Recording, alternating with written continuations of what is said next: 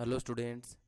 कक्षा 12 का जो लोक प्रशासन विषय का जो मॉडल पेपर है वो मैं आपके लिए लेके आया हूँ। बहुत ही इम्पोर्टेंट पेपर है, वो यही आने वाला है। तो पूरा पेपर रट लीजिए, पूरा पेपर यही आने वाला है। तो चलते हैं इस पेपर को सोल्व करने के लिए। ठीक है। सबसे पहला क्वेश्चन जो ऑब्जेक्टिव क्वेश्चन है उसको हम पढ़ने जा रहे हैं। लोक प्रशासन के सिद्धांत पुस्तक लिखी गई। लोक प्रशासन सिद्धांत पुस्तक है वो W.F. विलोबी ने लिखी थी। दूसरा क्वेश्चन, लूथर गुली के विभागीयकरण के चार आधार A4 में शामिल नहीं है। देखो, उद्देश्य, व्यक्ति, प्रक्रिया और स्थान था, ये नियोजन नहीं है, ये दय शामिल नहीं है। ठीक है। निम्न में से संचार प्रक्रिया का सही क्रम है। देखो, संचार प्रक्रिया में सबसे पहले संप्रेषक आता है जो कोई सूचना को देता है, फिर उसके बाद सूचना और फिर माध्यम, प्राप्तकर्ता और प्राप्तकर्ता की प्रक्रिया, ये इसका सही है। तुलनात्मक लोक प्रशासन के पुनरुत्थान में प्रमुख मार्गदर्शक कौन थे? तो तुलनात्मक लोक प्रशासन के पुनरुत्थान के प्रमुख मार्गदर्शक थे वो रिग्स थे। ठीक है। कौटिल्य के अर्थशास्त्र में शामिल है 15 अधिकरण, 108 180 प्रकरण और 6000 श्लोक, ये सभी के सभी शामिल है दय। ठीक है। राष्ट्रीय भारत प्रावर्तन संस्थान का गठन कब किया गया था? राष्ट्रीय भारत प्रावर्तन संस्थान का गठन है वो 1 जनवरी 2015 को किया गया था। ठीक है। राष्ट्रीय विकास परिषद के सदस्यों में शामिल नहीं है। राष्ट्रीय विकास परिषद के जो सदस्य हैं उनमें जैसे योजना आयोग है उनमें शामिल नहीं है। देखो, प्रधानमंत्री शामिल होता है, सभी राज्यों के मुख्यमंत्री शामिल होते हैं, नीति आयोग के सदस्य शामिल होते हैं, राष्ट्रपति इसमें शामिल नहीं होता है योजना आयोग में कभी भी। सरकार वित्त है, ये कथन किसका है? सरकार वित्त है, ये कथन लॉयड जॉर्ज का है। भारत में आधुनिक बजट प्रणाली की शुरुआत कब की गई थी? फरवरी 1860 में की गई थी। भर्ती समस्त कार्मिक प्रशासन की एक आधारशिला है, ये कथन किसका है? ये कथन है वो ग्लेन स्टॉल का है। ठीक है। भारत में लोक सेवाओं में खुली प्रतियोगी परीक्षा का प्रारंभ किस समिति की सिफारिश पर किया गया था? तो ये जो समिति थी वो ली कमीशन समिति थी जिसने लोक सेवाओं में खुली प्रतियोगी भर्ती का प्रारंभ करने की सिफारिश की थी। नौकरशाही संसदीय लोकतंत्र की कीमत है, ये कथन किसका है? ये कथन है वो हर्बर्ट मॉरिसन का है। ठीक है। 13वां क्वेश्चन, जिलाधीश पद किस प्रकृति का है? जिलाधीश पद है वो सामान्य, ये विशेषज्ञ, ये दोनों का है। ठीक है। O&M इकाई की स्थापना किसकी अनुशंसा पर की गई थी? O&M इकाई की स्थापना है वो पॉल एच ए PLB के द्वारा की गई थी। के संस्थानम समिति की स्थापना कब की गई थी? के संस्थानम समिति की स्थापना है वो 1960 में की गई थी। ठीक है। ये 14वां, ये 15वां था ना, 15वां में सही है, 1962 में की गई थी। ठीक है। देखो, fill in the blanks, blanks भरने। तो इसमें देखो, सबसे पहले ने पारंपरिक प्रशासनिक सिद्धांतों को लोक प्रशासन की कहावतों की संज्ञा दी थी। प्रोवर्ब ऑफ पब्लिक एडमिनिस्ट्रेशन की संज्ञा दी थी प्रशासनिक सिद्धांतों को। ये किसने दी थी? W.F. विलोबी ने। W.F. विलोबी ने पारंपरिक प्रशासनिक सिद्धांतों को लोक प्रशासनिक कहावतों की संज्ञा दी थी। ब्यूरोक्रेसी शब्द है भाषा के ब्यूरो शब्द से लिए गए, यानी कौन सी भाषा के ब्यूरो शब्द लिए गए? फ्रांसीसी भाषा के, फ्रांसीसी भाषा के ब्यूरो शब्द से लिया गया है ब्यूरोक्रेसी। डगलस मैकग्रेगर का सिद्धांत कर्मचारी की नकारात्मकता मान्यता पर आधारित है। सिद्धांत अक्ष और सिद्धांत वाई, सिद्धांत अक्ष और सिद्धांत वाई, ये दोनों सिद्धांत है कर्मचारी की नकारात्मक मान्यता पर आधारित है। विकास प्रशासन शब्द का सर्वप्रथम प्रयोग एक भारतीय विद्वान कौन था? UL गोस्वामी ने किया था। UL गोस्वामी ने द्वारा 1955 में किया गया था, है ना। विकास प्रशासन शब्द का प्रयोग सबसे पहले यूएल गोस्वामी ने किया था। अनुच्छेद में प्रावधान है कि राज्य पदों और नियुक्तियों में आरक्षण का प्रावधान कर सकता है, यानी राज्य पदों और नियुक्तियों में आरक्षण का प्रावधान कर सकता है। ये कौन से अनुच्छेद में? ये अनुच्छेद 16(4) और 16(4)A में है। ये राजस्थान में समिति की सिफारिश पर त्रिस्तरीय पंचायती राज की स्थापना की गई थी। ये तो बलवंत राय मेहता कमेटी ने, बलवंत राय मेहता समिति थी, उसकी सिफारिश पर त्रिस्तरीय पंचायती राज को प्रारंभ किया गया था। भारत का प्रमुख प्रशिक्षण संस्थान प्रशासनिक स्टाफ कॉलेज कहाँ स्थित है? ये है वो MCH, राजस्थान राज्य लोक प्रशासन संस्थान में। HCM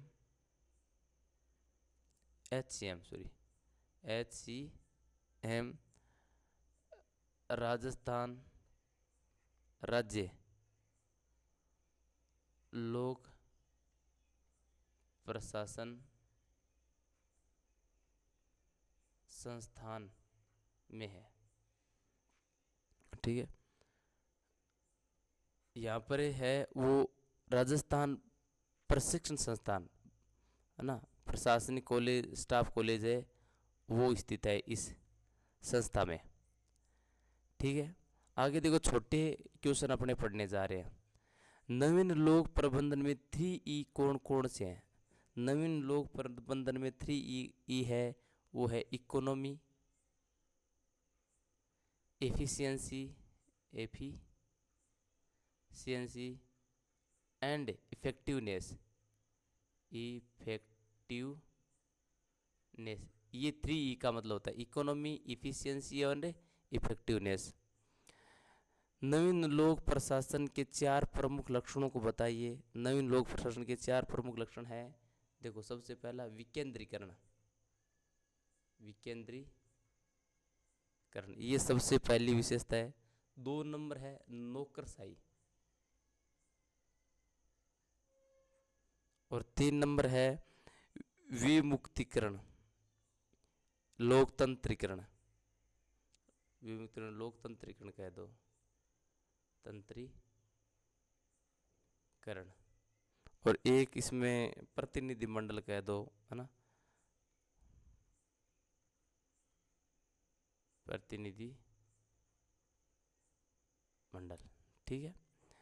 ये 4 मुख्य विशेषता है नवीन नौकरशाही की, नवीन लोक प्रशासन की। ग्रेप वाइन क्या है? What is grapevine? Grapevine किसी संगठन को अनौपचारिक रूप से होने वाला संचार है। ग्रेप वाइन क्या है? किसी संगठन को अनौपचारिक रूप से होने वाले संसार को ग्रेप वाइन कहते हैं। यह आप लिख लेना, किसी संगठन को अनौपचारिक रूप से होने वाले संसार को ग्रेप वाइन कहते हैं। अगला चौथा, प्रशासनिक विकास की 2 समस्याएं लिखनी है। प्रशासनिक विकास की कोई 2 समस्या, एक तो है नियंत्रण, संचार और समन्वय स्थापित करने की समस्या रहती है। प्रशासनिक विकास में नियंत्रण स्थापित करने की समस्या रहती है, दूसरी संचार की समस्या रहती है, तीसरी है वो समन्वय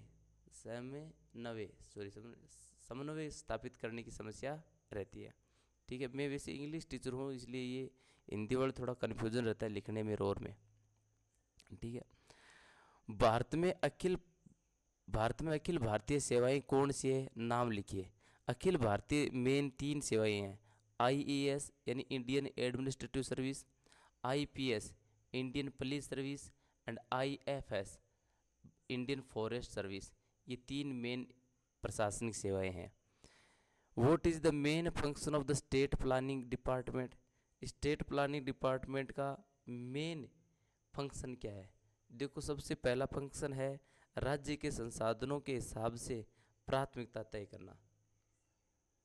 राज्य के संसाधनों के हिसाब से प्राथमिकता तय करना, प्राथमिकता तय करना, यानी जितने संसाधन उस हिसाब से उन संसाधनों की प्राथमिकता तय करना। 2 नंबर इसका है वार्षिक योजना बनाना, सॉरी वार्षिक योजना बनाना।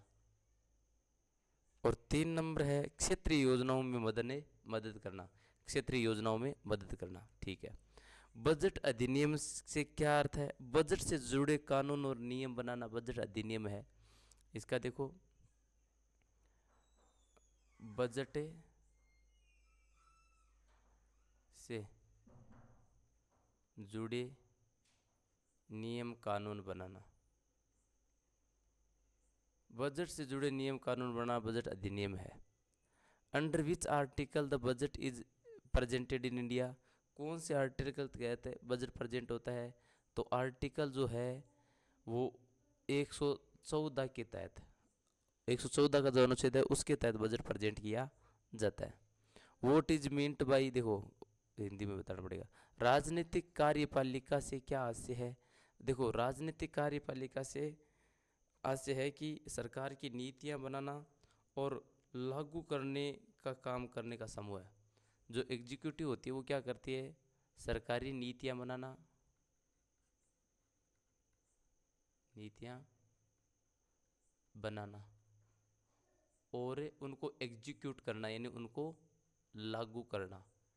ये एग्जीक्यूटिव का मुख्य कार्यपालिका का मुख्य काम है, नीतियां बनाना और उनको लागू करना। Give two main reasons of generalist and specialist dispute. Generalist और स्पेशलिस्ट डिस्प्यूट में एक अंतर बताना है। किसी बात को एक रूपता न होना, देखो कौन सा है? जनरलिस्ट और स्पेशलिस्ट, यानी सामान्य के विशेषज्ञ विवाद के 2 मुख्य कारण बताइए। किसी बात में एक रूपता न होना, ये क्या होता है? एक रूपता न होना ये स्पेशलिस्ट है, और है ना, किसी बात में एक रूपता न होना ये मुख्य अंतर है इन दोनों में। किसी बात में एक रूपता न होना ये मुख्य इनमें अंतर है, सामान्य के विशेषज्ञ विवाद में। ठीक है, अगले देखो थोड़े बड़े क्वेश्चन है, लघुतरात्मक क्वेश्चन। देखो उद्यमी सरकार से क्या समझते हैं? ये थोड़े बड़े क्वेश्चन में बोल के आपको बताऊंगा। उद्यमी सरकार एक सरकारी दर्शन है जो लाभ कमाने वाली कंपनियों से काफ़ी मिलता जुलता है। ये तर्क देते हुए कि सरकारी संस्थाएं लाभ कमाने वाले व्यवसायों, गैर लाभकारी एजेंसियों और सरकार की अन्य इकाइयों के साथ प्रतिस्पर्धा कर सकती है। तो उद्यमी सरकार का सीधा सा मतलब है कि जो लाभ कमाने वाली कंपनियां हैं उनसे काफ़ी मिलती जुलता ये सरकार होती है ना। और सरकारी जो संस्थाएं हैं उनमें लाभ कमाने वाले व्यवसायों और गैर लाभकारी एजेंसियों और सरकार की अन्य इकाइयों के साथ प्रतिस्पर्धा कर सकती है ना।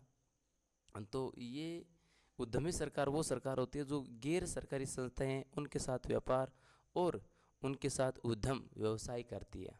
ठीक है, वैधानिक तार्किक कानूनी प्राधिकार क्या है? देखो वैधानिक और तार्किक प्राधिकार क्या है? मनमाने और व्यक्तिपरक निर्णयों के बजाय मनमाने और व्यक्तिपरक निर्णयों के बजाय स्थापित कानून और विनियमों पर निर्भर करती है।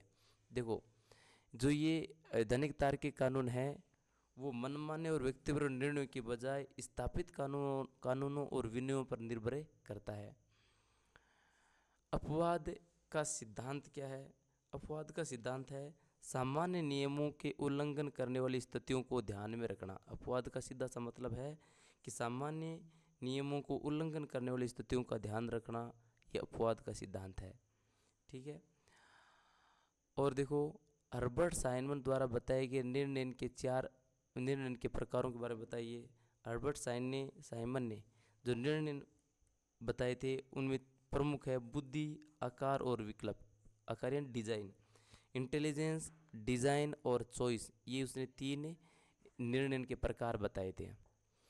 एच साइमन के अभिकल्प और डिजाइन गतिविधि को स्पष्ट करो। तो एच साइमन की जो अभिकल्प और डिजाइन गतिविधि है वो क्या है?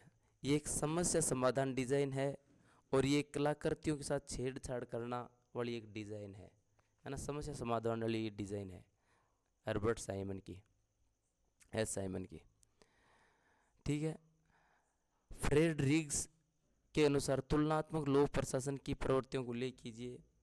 जो फ्रेडरिक्स ने तुलनात्मक लोक प्रशासन की प्रवृत्तियां बताई उसका उल्लेख करना। समाज का एक उपसमूह मानता है, जो फ्रेडरिक्स है ये तुलनात्मक लोक प्रशासन है, समाज को एक क्या मानता है, उपसमूह मानता है। प्रशासन प्रशासन है वो आर्थिक, सांस्कृतिक, सामाजिक और राजनीतिक प्रभावों से प्रभावित होता है। समाज एक उपसमूह है और प्रशासन आर्थिक, सांस्कृतिक, सामाजिक और राजनीतिक प्रभावों से प्रभावित होता है। ये तुलनात्मक लोक प्रशासन की प्रवृत्ति है। देखो आगे है संसदीय प्रणाली की मुख्य विशेषता। संसदीय प्रणाली की मुख्य विशेषता है कि जो संसद है, जो कार्यपालिका है वो संसद के प्रति जवाबदेही है। कार्यपालिका है वो संसद के प्रति जवाबदेही है। और कार्यपालिका और व्यवस्थापिका जिसको कहते हैं विधायिका, ये दोनों एक समन्वय के साथ काम करती है, दोनों के साथ समन्वय स्थापित होता है, दोनों समन्वय के साथ काम करती है। और भी कई हैं, मेन तो कार्यपालिका व्यवस्था के प्रति उत्तरदायी है और दूसरा दोनों को समन्वय के साथ काम करना पड़ता है। ठीक है। और बहुमत वाली जो दल है वो सरकार बनाता है। ये पार्लियामेंट्री सिस्टम है, संसदीय प्रणाली की विशेषता है।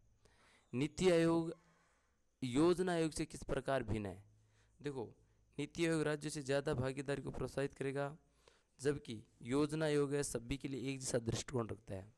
नीति आयोग राज्यों के ज़्यादा भागीदारी को सुनिश्चित करता है, जबकि जो योजना आयोग है वो सभी के लिए एक जैसा दृष्टिकोण रखता है। प्राक्कलन और अनुमान समिति के क्या कार्य हैं? प्राक्कलन है वो सरकार के कामकाज और बजट से जुड़े मामलों को जांच करती है। प्राक्कलन और अनुमान समिति है, प्राक्कलन या अनुमान समिति है वो सरकार के सरकार के जो कामकाज और बजट से जुड़े मामला आते हैं उनकी जांच करती है और खर्च की कटौती व बचत के तरीकों को सुझाती है। ठीक है। सरकार के मामलों कार्यों की जांच करती है और बजट में जो कटौती है, खर्चों की कटौती करना, बचत के तरीके सुझाती है। ये प्राक्कलन और अनुमान समिति। आधारभूत प्रशिक्षण से क्या तात्पर्य है? किसी व्यक्ति को किसी काम से जुड़े बुनियादी ज्ञान और कौशल देना, ये आधारभूत प्रशिक्षण होता है। किसी व्यक्ति को किसी काम से जुड़े ज्ञान, बुनियादी ज्ञान का प्रशिक्षण देना, भी कोई व्यक्ति वो काम से जुड़े संबंधित ज्ञान का प्रशिक्षण देना ही क्या है? आधारभूत प्रशिक्षण है। द्वितीयक प्रशासनिक सुधार आयोग की मुख्य सिफारिशें क्या है?